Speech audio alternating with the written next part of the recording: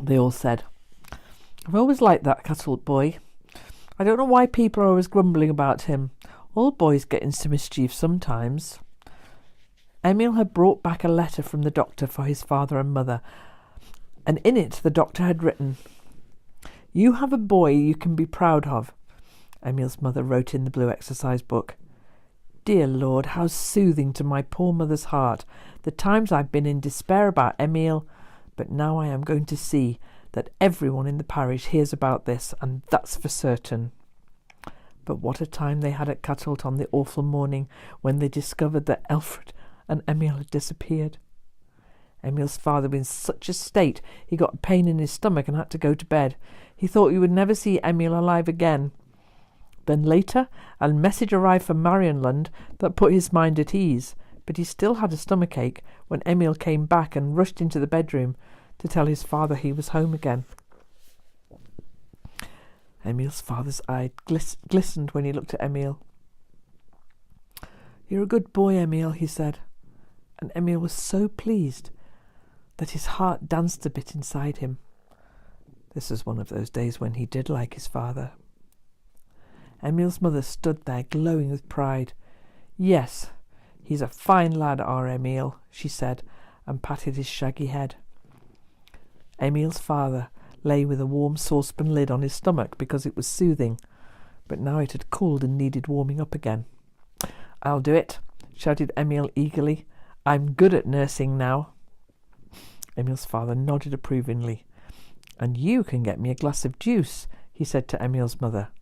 Well, this was an ideal arrangement. All you had to do was lie in bed and be waited on by everybody.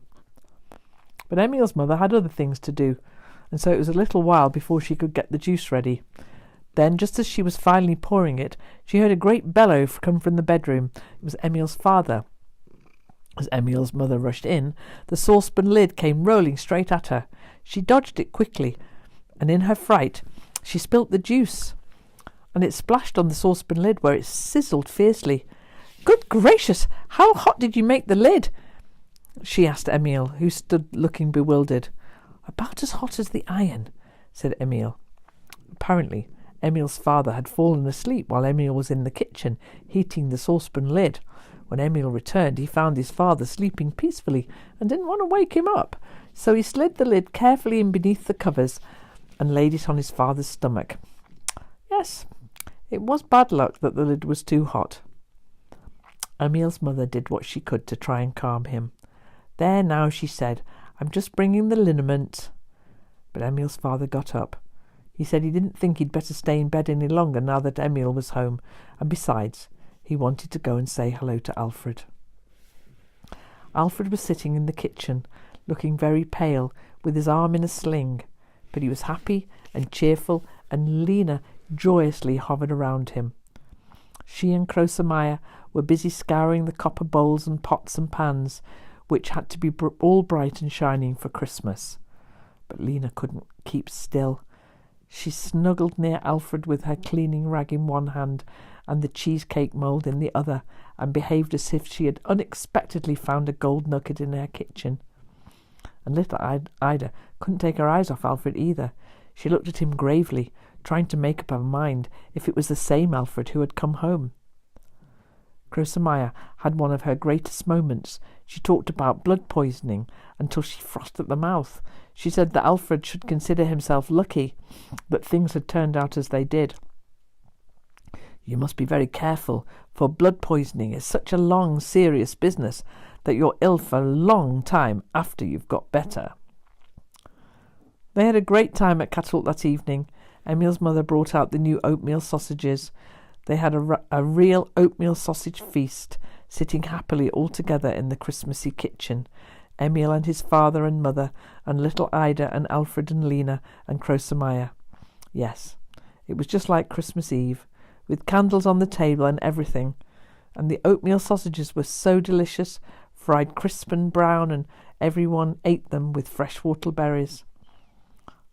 Alfred ate most of all, though it was a little tricky for him with only one hand. Lena looked lovingly at him and suddenly came up with a bright idea. "Well, Alfred, now that you haven't got blood poisoning, we can get married in the spring, can't we?" Alfred got such a fright that he spit whortleberries over his trousers. "Oh, well, I'm not promising anything," he said. "I've still got another thumb. Who's to say that I won't get blood poisoning in that one too?" "If you do that," said Emil, "I'll bury you to the north of the house, and that's for sure, because I'm not going to take you to Marienlund again." Grossenmeyer glared at Emil. "All you do is make fun of everything," she said in a hurt voice. While they were all sitting there in the Christmassy candlelight, Emil's mother took out the doctor's letter out of her apron pocket and read aloud what he had written about Emil. She decided it wouldn't do any harm if everyone heard it. After she had finished reading it, everyone was silent, and they were silent because the letter was so full of fine long words. Finally, little Ida said, "That was about you, Emil." Emil was embarrassed and didn't know what to do with himself. They were all looking at him, and he felt uncomfortable, so he stared stubbornly out of the window.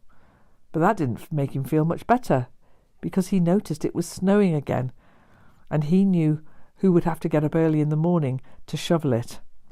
He attacked the sausages again, but he ate with downcast eyes and only glanced up quickly to see if they were still looking at him.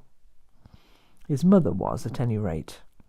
She couldn't take her eyes off her beloved boy.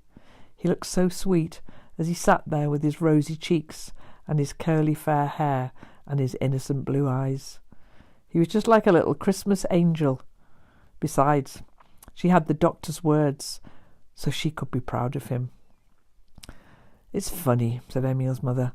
"Sometimes when I look at Emil, I have a feeling he is going to be very important some day."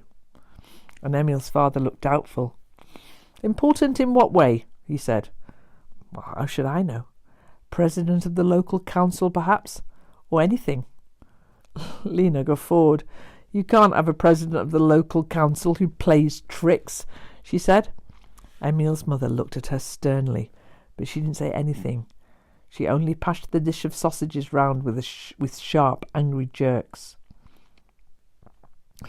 Emil helped himself, and while he slowly poured whortleberry juice over the sausages, he began to wonder about what his mother had said.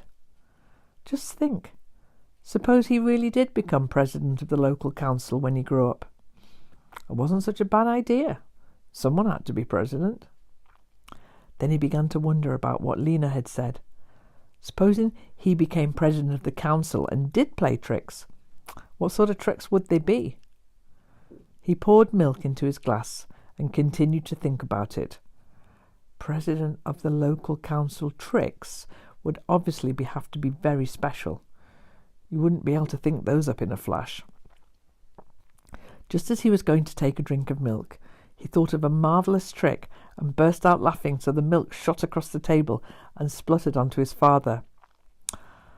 Emil's father didn't say much, because after all, he couldn't get very cross with someone the doctor had praised so highly, and who had done such a noble deed. He merely wiped himself dry and said rather bitterly, "Well, we can see who's come home again." "Don't say things like that," said Emil's mother reproachfully, and Emil's father said no more, but began to think about his son's future.